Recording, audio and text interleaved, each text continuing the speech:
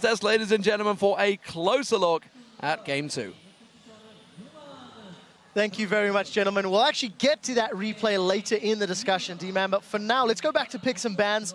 Balls with a fairly early lock-in of that Maokai. I feel like he didn't have the biggest impact during the course of the matchup, whether or not you agree or disagree with that. But something that definitely was countered well was high Zed. It felt like Samsung Blue had a good answer to that. Yeah, before we talk a little bit about picks and bans, I wanted to just say that Blue, in terms of just their champion selection this game, they went back to their comfort picks. We talked about Acorn. He's only played 2 games ever previously on Italy.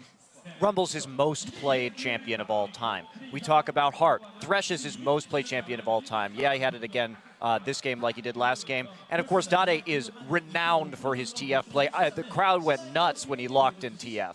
Yeah, the Elise for Meteor, 0-2 this tournament. Elise 5-10. We can take that graphic down for the time being as we move on the discussion. Let's talk about some of the early game.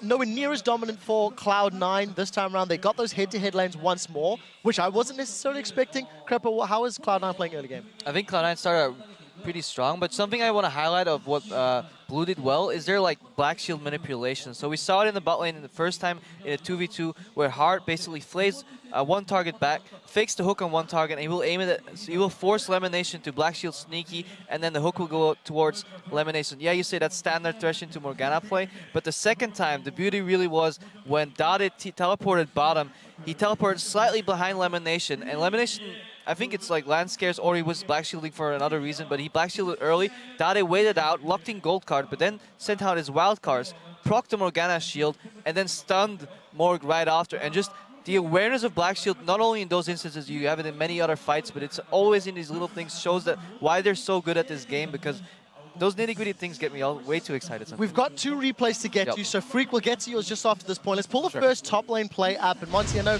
you wanted to comment on this interaction between Balls and Acorn. Right. This was right after Dade had died in the mid lane to High. And, you know, in League of Legends, there's always an advantage you can get somewhere else. And he's going to use it, that free base that he got. You know, he didn't die. It's just a free base. But to actually make a play here on the Dragon. So Cloud9's going for the Dragon. Let's watch what happens and roll this as we get into the top lane here. Now, Balls didn't see the initial teleport, and if he had flashed, he would have made it, but you don't think about flashing at that time. The base that Dade got allows him to just combine with that Rumble ultimate. I mean, just fantastic coordination, but with every kind of loss in League of Legends, there's also another opportunity. And this game felt like it was built off of just kind of like the Samsung White versus TSM games, a whole bunch of very small individual incremental advantages.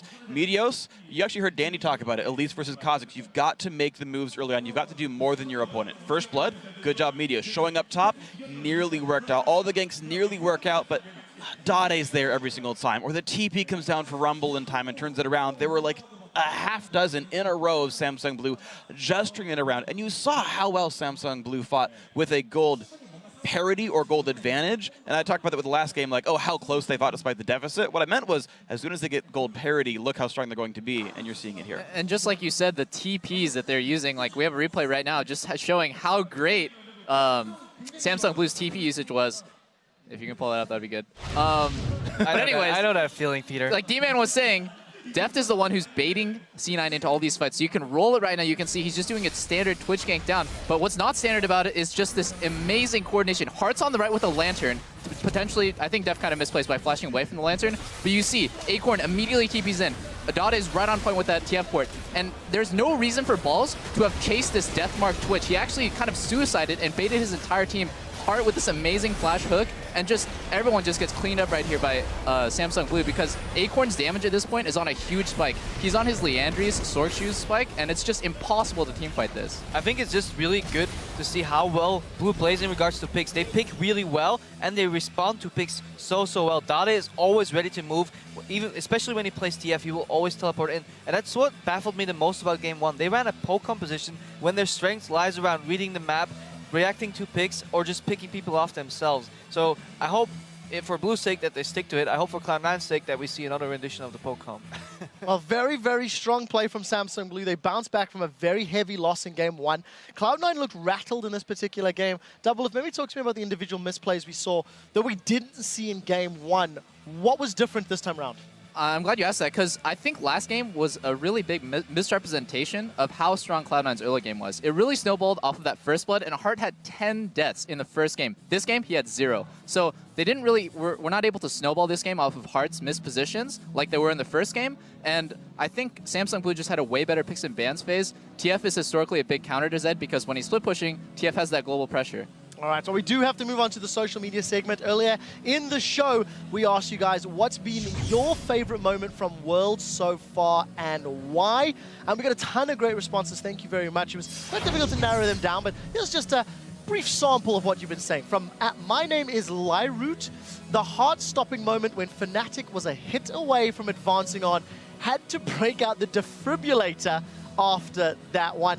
We'll just rattle through these. At OmniSynced, my favorite moment has got to be Cloud9 shouting, "This is for Kaboom," when they were Naj in White Shield's Nexus. And I know Freak actually mentioned that this morning.